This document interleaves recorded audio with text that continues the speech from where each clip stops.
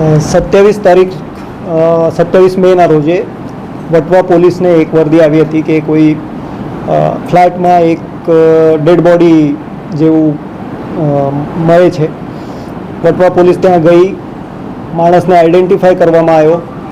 એ માણસના જે ફ્લેટમેટ્સ હતા એની સાથે ફ્લેટમાં રહેવાવાળા જે બીજા 4 માણસો હતા, આ 4 માણસોની તપાસ કરીને વટવા પોલીસે એમને ઉત્તર ભારતથી પકડી પાડ્યા.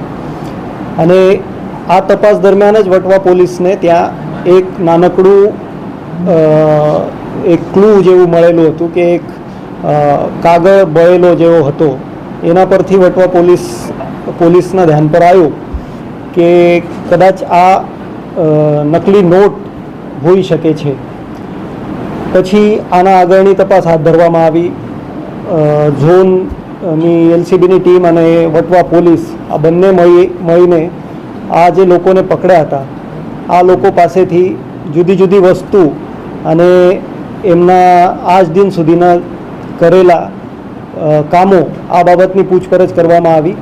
અને આ લોકો ત્યાં નકલી નોટો પ્રિન્ટ કરીને આ ડિસ્ટ્રીબ્યુશન નેટવર્ક ચલાવતા હતા. ઇમરાન સિંધા નામનો જે વ્યક્તિ મરણ ગયો છે, આ ત્યાં કમલેશ પટેલ નામનું એક ફોટોશોપ આધાર કાર્ડ બનાવીને રહેતો હતો. અને આ સમગ્ર વસ્તુનો મેઇન મુખ્ય આરોપી જેવો હતો, જેને નોટ બનાવવાની ટેકનિક, આની પ્રિન્ટ કરવાની ટેકનિક, વોટરમાર્કથી ગાંધીજીનું પ્રિન્ટ પાછળની બાજુ લાવવાની ટેકનિક, આ બધું એને પોતે આમાં એને માસ્ટરી હતી. અને આ એને કર્યા પછી આના પહેલાં પણ આના 2 ગુનામાં આવી ચૂક્યો છે, જે એક ગોધરામાં અને એક સુરતમાં બન્યો હતો અને એ પકડવાનો બાકી હતો. આ માણસે આ નોટ બનાવવાનું કાવતરું પછી અમદાવાદમાં શિફ્ટ કર્યું. અને અમદાવાદમાં શિફ્ટ કર્યા પછી આ કામ માટે એને જે મદદની જરૂરિયાત હતી એના માટે એક એક કરીને એને આ 4-5 છોકરાઓને રિક્રુટ કરેલું હતું. ત્યાં નોટ બનાવવાની ટેકનિક જે છે એ તમામ ટેકનિક ઇમરાન સિંધાને જ ખબર હતી. એ ટેકનિકથી નોટ એ બનાવવાનો અને બીજા જે એક્સ્ટ્રાના કામો છે, જેમ કે પેપર વ્યવસ્થિત લગાવવું, પ્રિન્ટ કાઢવું, પ્રિન્ટ કાઢ્યા પછી નોટનું કટિંગ વગેરે કરવું, ત્યાં રૂમમાં સાફ સફાઈ, જમણવાર વગેરે આ બધું કરવા માટે આ છોકરાઓનો ઉપયોગ આ કરતો હતો.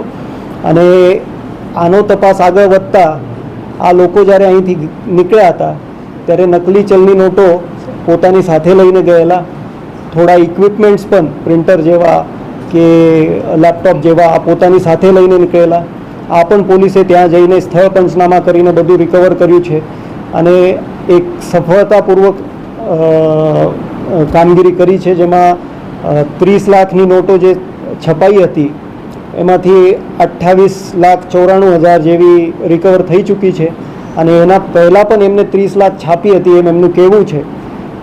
એ તપાસ આગળ અમે વધારીએ છીએ અને એનું ડિસ્ટ્રીબ્યુશન કરવા માટે એક માણસ તરફ એક નોટો ગઈ હોવાનું પોલીસને જાણવા મળેલ છે. અને ત્યાં એ માણસને પણ પોલીસે અરેસ્ટ કર્યું છે બનાસકાંઠાથી. અને એના પહેલાં પણ આ લોકોએ કંઈક આ રીતનું કર્યું હશે તો એની પણ તપાસ શોધખોળ અમે કરીશું. અને બીજી કોઈ ચલની નોટો કે બીજી કોઈ રીતે આ લોકોએ આપણા દેશની અર્થવ્યવસ્થા સાથે કંઈ ચેડા કર્યા હશે તો એ પણ અમે બહાર કાઢીશું.